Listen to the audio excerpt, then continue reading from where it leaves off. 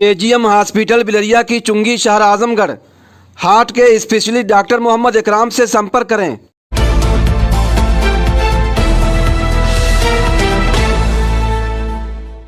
जय हिंद, आदाब। मैं हूं शमीम जराजपुरी और आप देख रहे हैं खबरों नज़र चैनल। सबसे तेज़ और ताज़ा समाचार देखने के लिए बने रहिए हमारे साथ। अब खबर विस्तार से। खबर यूपी के जिला आजमगढ़ से है, जहां समाजवादी पार्टी महिला सभा की राष्ट्रीय महासचिव बनाए जाने पर सुनीता सिंह का समाजवादी पार्टी के कार्यालय पर आज शनिवार को समाजवादी पार्टी के नेताओं, कार्यकर्ताओं और समर्थकों ने माला पहनाकर उनका जोरदार स्वागत किया। इस मौके पर सुनीता सिंह का स्वागत और उन्हें मुबारकबाद देने के लिए लोग बड़ी तादाद में समाजवादी पार्टी के कार्यालय पर आए हुए थे, जिनमें महिलाओं की भी बड़ी तादाद मौजूद थी। समाजवादी पार्टी के कार्यालय पर होने वाली प्रेस वार्ता को जहां सुनीता सिंह ने संबोधित किया, वहीं समाजवादी पार्टी के निवर्तमान जिला अध्यक्ष हवलदार यादव ने भी मीडिया के सवालों का जवाब देते हुए प्रेस वार्ता को संबोधित किया। इस मौके पर सुनीता सिंह ने पत्रकारों से बातचीत करते हुए कहा कि समाजवादी पार्टी के राष्ट्रीय नेतृत्व ने जो जिम्मेदारी मुझे दी है उसको पूरी तरह से निभाऊंगी और आने वाले 2024 लोकसभा के चुनाव में पार्टी प्रत्याशियों को जीत दिलाने में महिला सभा अहम रोल अदा करेगा। समाजवादी पार्टी के निवर्तमान जिला अध्यक्ष हवलदार यादव ने सुनीता सिंह को बधाई दी और प्रेस कॉन्फ्रेंस को संबोधित करते हुए कहा कि भारतीय जनता पार्टी धर्म के नाम पर और जात के नाम पर लोगों के साथ नाइंसाफी कर रही है और जात बिरादरी को आपस में लड़ाकर समाज में जो भाईचारा है उसको तोड़ने का काम कर रही है। हवलदार यादव ने कहा कि भारतीय जनता पार्टी की सरकार में कानून व्यवस्था पूरी तरह से फेल हो चुकी है। समाजवादी पार्टी महिला सभा की राष्ट्रीय महासचिव सुनीता सिंह और समाजवादी पार्टी के निवर्तमान जिला अध्यक्ष हवलदार यादव ने प्रेस कॉन्फ्रेंस को संबोधित करते हुए क्या कुछ कहा है, आइए हम आपको दिखाते हैं और सुनाते हैं। कार्यालय पर आजमगढ़ समाजवादी पार्टी महिला प्रकोष्ठ की राष्ट्रीय सचिव बनाई गई हमारे जनपद की बहुत ही संघर्षशील महिला सुनीता सिंह का आगमन हुआ है। समाजवादी पार्टी पूरे जोश खरोश के साथ इनका स्वागत और अभिनंदन करती है। सुनीता सिंह अनजान चेहरा नहीं बल्कि आजमगढ़ में संघर्षों की प्रतीक मानी जाती हैं। इनके नेतृत्व में तमाम आंदोलन हुए, जिस आंदोलन को लेकर के समाजवादी पार्टी संघर्ष की और आज समाजवादी पार्टी को बल देने के लिए हमारे राष्ट्रीय अध्यक्ष माननीय अखिलेश यादव जी ने हमारे जनपद का सम्मान बढ़ाने का काम किया है और मैं पार्टी की तरफ से सुनीता सिंह का हार्दिक स्वागत और अभिनंदन करता हूँ और मैं चाहूँगा कि आप लोग सुनीता सिंह से बात करें। सुनीता जी, आज आपको समाजवादी पार्टी ने बहुत बड़ी जिम्मेदारी दी है और आगे 2024 में चुनाव भी है सांसदी का। किस तरह से आप इसको चुनौती में लेती हैं और किस तरह से समाजवादी के लिए काम करके इसको बड़ी जीत में तब्दील करेंगी? मैं सबसे पहले अपने राष्ट्रीय अध्यक्ष अखिलेश यादव जी को बहुत बहुत आभार प्रकट करती हूँ और साथ में आदरणीय राष्ट्रीय महिला अध्यक्ष समाजवादी पार्टी की आदरणीय जूही सिंह जी का मैं बहुत बहुत आभार प्रकट करती हूँ। देखिए, आप जो कह रहे हैं 2024 में हम किस मुद्दे से चुनाव लड़ेंगे, तो मैं सोचती हूँ कि 2024 में कोई मुद्दा ही नहीं भाजपा का है कि वो किस मत से चुनाव लड़ेगी। समाजवादी पार्टी के पास मुद्दे की कोई कमी नहीं है, क्योंकि जो भी प्रदेश में विकास हुआ है आजमगढ़ से लेके पूरे प्रदेश में, वो समाजवादी पार्टी की सरकार में हुआ है। महिलाओं की सुरक्षा को लेकर कहिए, आज महिलाएं के साथ जो उत्पीड़न हो रहा है सरकार उसके प्रति गूंगी बैठी है। मोदी जी जो भी वादा किए जनता से, लगातार उनके वादे खोखले निकले। अब उनके वादे पर और उनके झूठे जुमलेबाजी पर कोई जनता 2024 में उनको वोट नहीं देने वाली है। और हमारी मुद्दे जो हैं, जो आज नौजवान बेरोजगार हैं, महिलाएं बेरोजगार हैं, चरम सीमा पर महंगाई है, सबसे मेन मुद्दा महंगाई है। डीजल हो, चाहे पेट्रोल हो, चाहे गैस हो, गरीब जनता डेली आत्महत्या कर रही है, महिलाएं कर रहे हैं। आप देख रहे हैं यहाँ से लेके प्रदेश में सरकार कह रही कि मेरी कानून व्यवस्था बहुत अच्छी है। मैं कहती हूँ कि भाजपा के एक मंत्री और विधायक का कुछ नहीं चल रहा है कि वो अपने जो उनको वोट दिया है उसको थाने से छुड़वा लें। ये मेरी चुनौती है। जो हिटलर शाही की तरह सरकार चल रही है। भारतीय जनता पार्टी सुनते ही बेटी बचाओ बेटी पढ़ाओ और महिलाओं के सम्मान की बात करती है, तो इस पर क्या कहना है? वो तो बेटी बचाओ जितना किया आप जान रही हैं कि पूरे प्रदेश से यहाँ तक बेटियाँ कितनी इस सरकार से निराश हो चुकी हैं। कितनी बेटियों का आए दिन शोषण और बलात्कार हो रहा है। कोई जो भी भाजपा बेटी बढ़ाओ बचाओ में काम बताई थी उसमें एक भी सफल उसका काम नहीं हुआ है। बेटियां आज त्रस्त हैं, महिलाएं त्रस्त हैं। भाजपा का कोई भी वादा जितना भी किया उसमें एक आप बता दीजिए कि सक्सेस है। आप लोग भी मीडिया वाले हैं, कोई भी सक्सेस बता दीजिए। आजमगढ़ में एक ईंट बता दीजिए भाजपा ने क्या किया है। प्रदेश में जितने भी रोड बने, ओवरब्रिज बनी है, सारे हमारे राष्ट्रीय माननीय अखिलेश यादव जी किए हैं। आज पूरा नौजवान पूरे देश का आज राष्ट्रीय अध्यक्ष हमारे अखिलेश यादव जी पे अपना नेतृत्व लगाया है। और अखिलेश यादव जी से जिस तरह हमारे भाजपा का नींद उड़ा है, विपक्ष में जो हमारे अखिलेश यादव जी हैं, आज जिस परिस्थिति में हमारी पार्टी किसी को भी अगर भाजपा को हराने में या भाजपा को विफल होने में कर रही है तो सिर्फ समाजवादी पार्टी है। किसी भी पार्टी का तो पता नहीं है। और 2024 में हम पूरे के पूरे सीट अपने पूरे हिंदुस्तान में जीतेंगे और हमारे प्रधानमंत्री अखिलेश यादव जी होंगे 2024 में। ये 2-3 दिन पहले जनपद में हमारे माननीय सांसद जी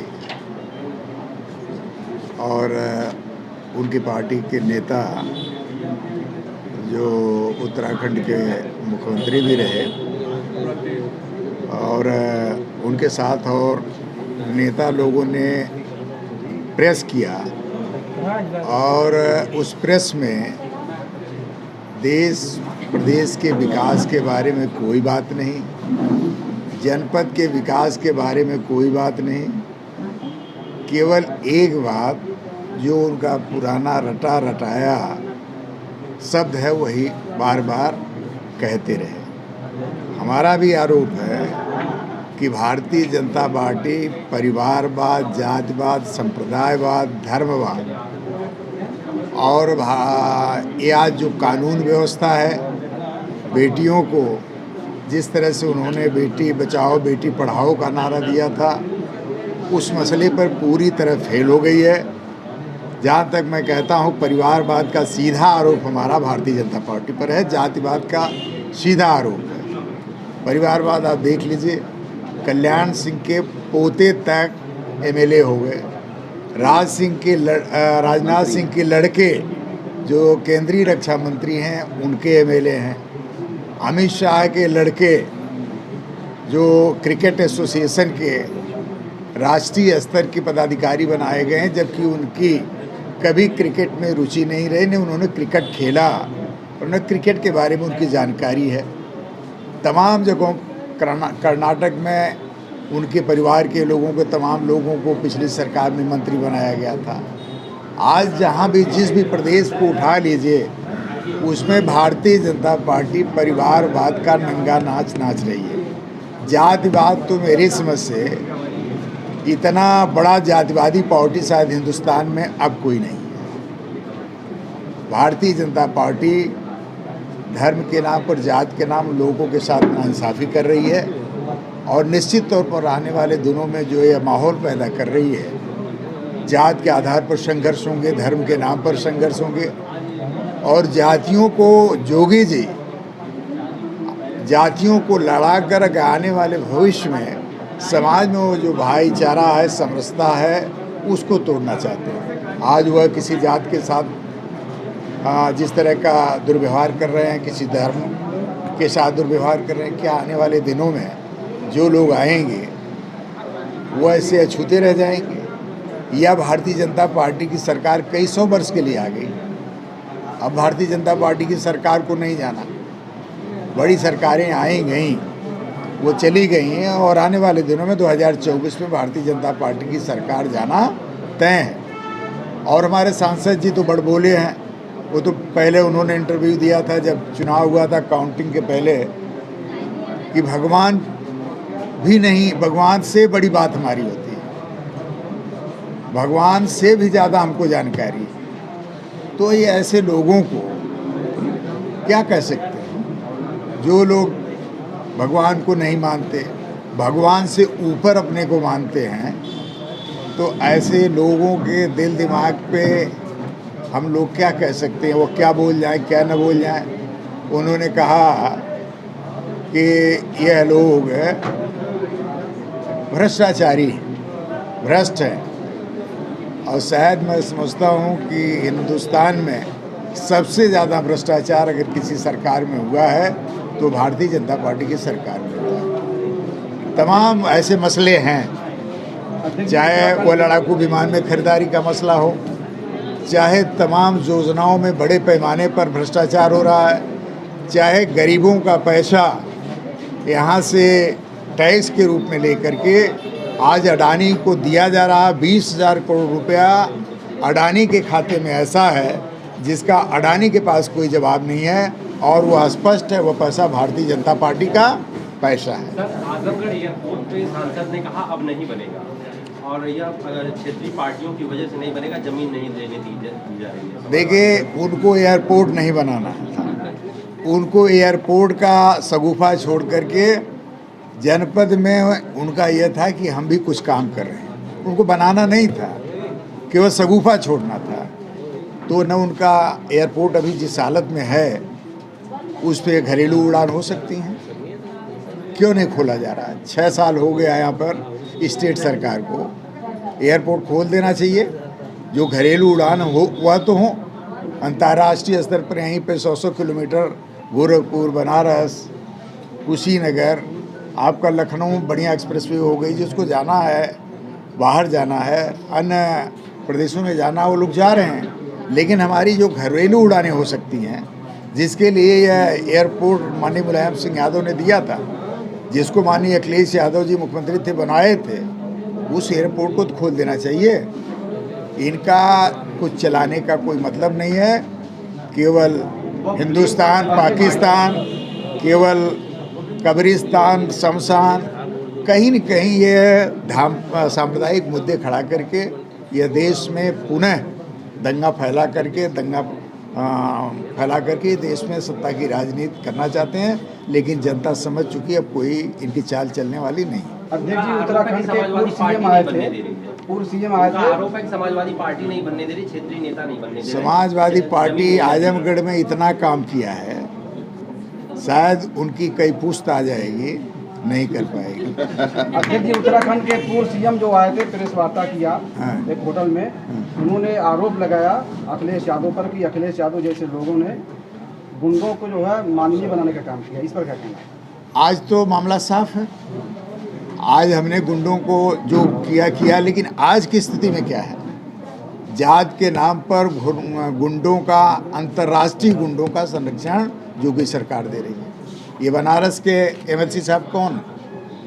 ये पूर्व सांसद या एमएलसी कौन है? ये जौनपुर के 66 की जो लिस्ट निकली उसमें ये मिर्जापुर के विनीत सिंह कौन है? ये जो आज ब्रजभूषण सिंह, जिनके ऊपर सीधा आरोप है महिला पहलवानों को जो अंतर्राष्ट्रीय स्तर पर खिताब जीत के लाई है और जिनको दुनिया में सम्मान मिला है, प्रधानमंत्री जी ने सम्मान दिया, आज वो आरोप लगा रही हैं कि ब्रजभूषण सिंह ने हमारा यौन शोषण किया है। आज उनकी गिरफ्तारी क्यों नहीं हो रही? क्यों ब्रजभूषण सिंह को बचाने का काम हो रहा है? क्यों मोदी जी और योगी जी इनकी गिरफ्तारी नहीं करा रहे हैं? आज ये तो अपने आप में स्पष्ट है, सबसे बड़ी गुंडों की पार्टी भारतीय जनता पार्टी, सबसे बड़ी सांप्रदायिक ताकतों की पार्टी भारतीय जनता पार्टी है, सबसे बड़े भ्रष्टाचारियों की पार्टी भारतीय जनता पार्टी और मोदी की सरकार, योगी की सरकार है। आज जिस तरह का माहौल है, आज लोग कोई सुरक्षित नहीं है। आज कस्टडी में लोग मारे जा रहे हैं, आज कचहरियों में लोग मारे जा रहे हैं, जहां पर कस्टडी में पुलिस की सुरक्षा मिली हुई है। आम आदमी जिसको सुरक्षा नहीं है, वो तो बिल्कुल ऐसी हालत में उसको जब चाहे कोई मार दे। आज जिसको सुरक्षा मिली है वो मारा जा रहा है, तो जोगी जी दूसरे को क्या बचा पाएंगे? ये तो कानून व्यवस्था ध्वस्त हो गई है। कानून व्यवस्था नाम की कोई चीज़ नहीं है। और जोगी जी का न संविधान में विश्वास है, न भारतीय दंड संहिता में विश्वास है, न CRPC में विश्वास है, न किसी धारा में विश्वास है। उनका विश्वास है रामराज में, और जिस रामराज में कानून का राज नहीं था, सामंतवादियों का राज था। इस नाते मैं आपसे स्पष्ट कह देना चाहता हूं कि यह लोग संविधान की और लोकतंत्र की बात करने वाले लोग नहीं। खबर और विज्ञापन के लिए संपर्क करें। आजमगढ़ की ताज़ा और तमाम खबरों को सबसे पहले देखने के लिए हमारे चैनल को सब्सक्राइब करें।